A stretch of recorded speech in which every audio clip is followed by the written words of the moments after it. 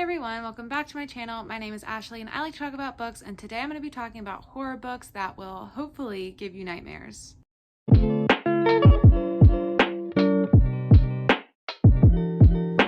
So I just started reading horror books this year. I've always been really big on thrillers and mysteries, but I've never tried to read horror books until this year. So I still haven't read like a ton, but I've read enough to have some favorites that I definitely want to talk about today. Some of these are scarier than others. There's different kind of scare factors in them, so it kind of depends on what you're afraid of. But I have a large selection of a bunch of different types of books, so hopefully you should be able to find something you're looking for if you want to find a horror book that will creep you out for spooky season. So first up, I have The Grown-Up by Gillian Flynn. This is the same author of Gone Girl. I'm sure you've heard of it. This is one of her lesser known stories. It is very short. It's only about 60 pages long. And because it is so short, I don't want to tell you too much about the plot because I don't want to give it away, but it has really interesting characters. There is a haunted house aspect and it really plays with your mind. So by the end of it, you won't get all the answers you're looking for, so you have to be okay with that to go into this book. But I really enjoyed this one. I think Gillian Flynn is just such a good writer. I really just wish she would do more. This one is just a fun one, really short, fast-paced. You won't really know what's happening and you can just enjoy the ride.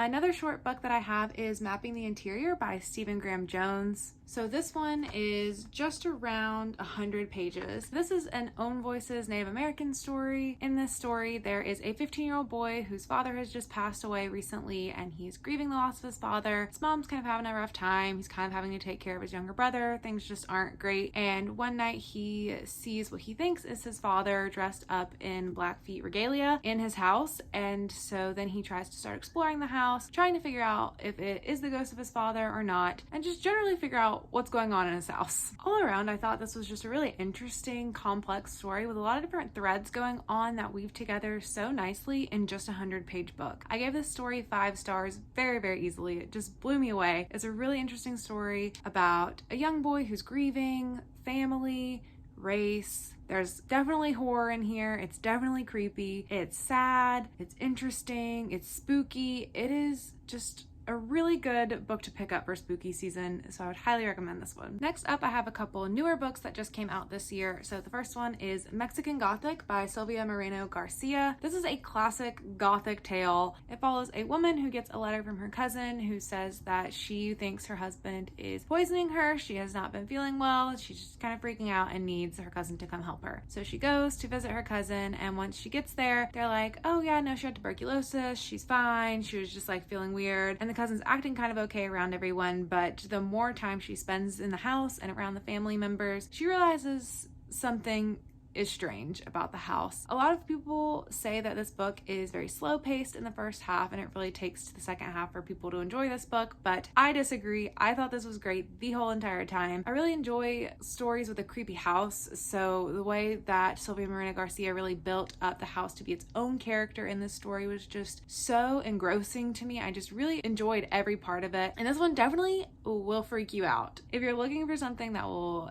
most likely give you nightmares, I think this is a good place to go. The ending gets very weird, and I also can see people not enjoying that, but I like the weird stuff about it, so I just thought this was a great fun time. It's also set back in time a little bit, like in the 50s I think, so a little bit historical, and overall just has a really great Gothic aesthetic. I love the cover, I love the cemetery scenes, I love the wallpaper in the house. It's just so great. And next up I have Horde by Katrina Leno. This actually just came out really recently, so this is hot off the presses recommendation. This is more of a young adult horror story, but as an adult you can definitely still enjoy it. This daughter and mother are having to move into the grandmother's house who is no longer alive after the passing of the father. They're out of money, it's just the only place they can go to, and so they go to live in this house, and it is also super creepy. It is known as like the creep house in town. Also, just straight off the bat, this story is just weird because this girl eats books, like eats the paper and books. So you're like, okay, what's going on with her? What's going on with this house? What's going on with this town? Like I said, this is a young adult book, so as an adult, some parts of the story might be predictable to you. Around the 60% mark, I knew what was going on, but I still enjoyed reading the story and watching the character figure that out. And this is another one that I just really like the sort of aesthetic of, more of the writing style and the tone. I really like Katrina Leno's stuff. I've only read one other book by her, but this also just had that really accessible writing style with some really interesting atmosphere that really pulls the writing together in a neat way. So definitely enjoyed this one, highly recommend. And I also really appreciate the way that the story ended. I will not give you a spoiler, but I will say it was a very bold ending to make, and not every author does that, but it was just perfect for this book and I really liked it. Next up, I have a couple graphic novels. The first one that I have is Through the Woods by Emily Carroll. I literally just finished reading this book, but I just had to squeeze it into this video as well because it was just so gorgeous. So this is a collection of 5 different stories, completely unrelated to one another, all set in a woods, like foresty woods type snowy atmosphere. The art style of this was so good. And each story had a slightly different scheme that really fit nicely. So this one was like lots of blacks and whites and reds. There was a lot of just like really dark colors in here, which is not something that you typically see in graphic novels. Usually there's a lot of white space, but this one was very dark and really just set a nice tone for all of these creepy stories. I will say the stories weren't amazing necessarily, but the artwork really carried it through for me the whole way. Some of the stories were better than others. And I don't know if this is like the scariest graphic novel you could look for, but there definitely are some creepy panels with some spooky imagery on here that will definitely be haunting my dreams tonight. So if you are interested in graphic novels, looking for like short stories put all together, just like quick little dashes of horror with ambiguous endings, this is a really good place to go. Next up, I have The Lolos Woods. This is by Carmen Maria Machado and Danny Tamara Bonvillain. And this is part of the Hill House Comics collection that is put together by Joe Hill, which if you didn't know, that is Stephen King's son. And this collection also just came out. This is 6 different stories, but they all are the same story. It's like 6 different chapters or volumes of this, but it's fairly short. It's not like a huge omnibus. Contrary to Through the Woods, which wasn't very scary but had really nice imagery and was just kind of like haunting and eerie, this was terrifying. This had some of the most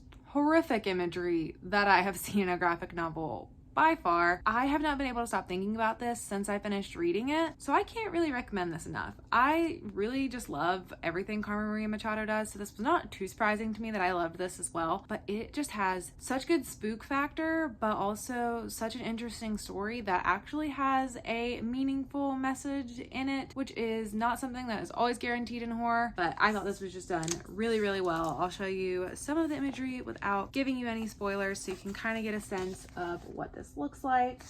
But basically this is a story about 2 girls who live in this rundown mining town, and one day they go to the movie theater and they both fall asleep watching the movie, and then they wake up and they can't remember anything that's happened, and so they both are like, what went on? Why can we not remember the movie or coming here? Like, look at those images. So then they get set on this exploration of their town, trying to figure out what's going on. There's other people who don't have memories. There's a witch in here who helps them. The girls have very different personalities. That is interesting to see how they work together. There's a lot of great representation in here. It was great. And I really can't say too much more about it without spoiling the ending, but just know it's great. I also just love the way this book is put together. So this front cover is translucent and then comes off, and then you have like this creepy image of them. And this is what was on the back.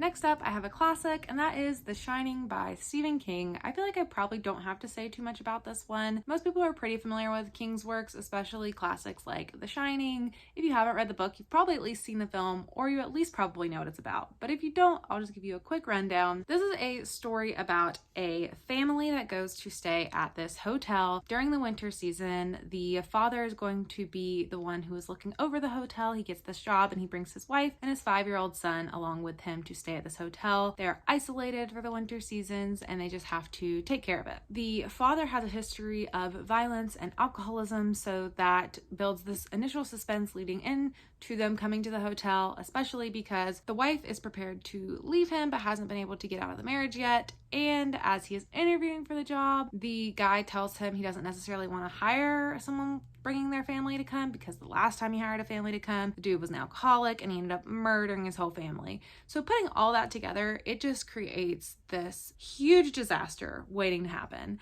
And it was so good. I don't really love any of the other Stephen Kings that I've read. I've just never really clicked with Stephen King in his books or his movies. I've actually seen The Shining before I read this book, but it was years and years and years ago, and I didn't remember having any significant feelings towards it. After I read the book, I watched the movie again, and I definitely enjoyed the movie more the second time around after reading the book, but I can definitely say the book's way better. There's just things the book does that the movie doesn't, and there are some characters that I just really like way more in this book than they were portrayed in the movie, and I just think the book really does a nice job of building out this complex horror story that if you're afraid of people and like the evil things people can do, this is the kind of book that'll freak you out. If you want to hear more about what I thought about this book, I do have a reading blog where I read this and 2 other of Stephen King's books all in a week, so I'll link that above and below so you can check that out if you want to hear my full thoughts on this one. Next up, I have a book that is quite popular on BookTube, and that is Bunny by Mona Awad. This is more of a psychological horror that will confuse you and you will have no idea what you just read. So if that is something you're interested in, this is one of the weirdest books you could possibly read. A lot of people won't tell you much about this book when they're recommending it to you. They just say, it's the weirdest book ever, go read it. You're gonna either love it or hate it. But I will give you a little bit of information so you don't have to go in knowing completely nothing about what this is. So this story follows a young woman in, I think, an MFA program at a university, and in her writing classes there's this group of women who are all pretty annoying and they call each other Bunny. They're like this clique of mean girls basically, and she is quite excluded from them. But one day she gets invited to join them for what they call Smut Salon, where they all get together and they read smutty scenes of literature, and it's strange. And then something happens which flips the whole story on its head, and from there things are just utterly chaotic and you have no idea what's going on. You don't know what's real, what's not real. It's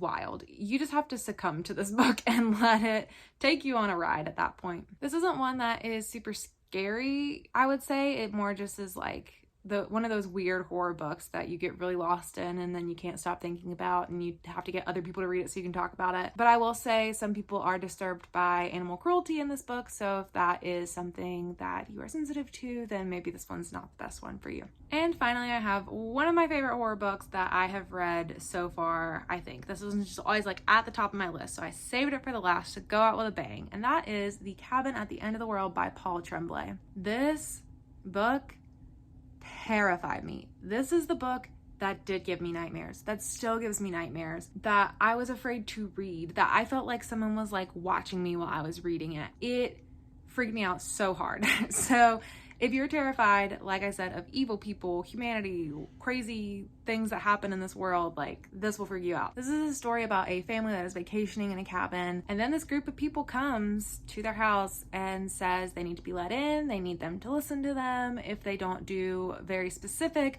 horrifying task that they are asking of them to do, then the entire world's gonna end. So this just has so many interesting layers of, you don't know who to trust, you don't know what's real and what's not real, you don't know if this is going to be a post-apocalyptic story or why these people are saying this. You don't know if they're people they know or if they don't. It is just such an adventure and so terrifying, and I could not recommend it enough. This is another one, most of these really, that has sort of an ambiguous ending, but it really satisfied me. I just thought this was amazing. So if you're scared of home invasion, this one will freak you out. So these are all of the creepy horror books I have to recommend that may or may not give you nightmares, but some of them, if not most of them, have definitely freaked me out in some terrifying way. Let me know if you've read any of these and if any of them are also some of your favorites, and also let me know if your favorite horror book is something that I left off my list so I can add it to my growing TBR. But that's it from me. Thank you so much for watching, and I'll see you guys in the next video. Bye!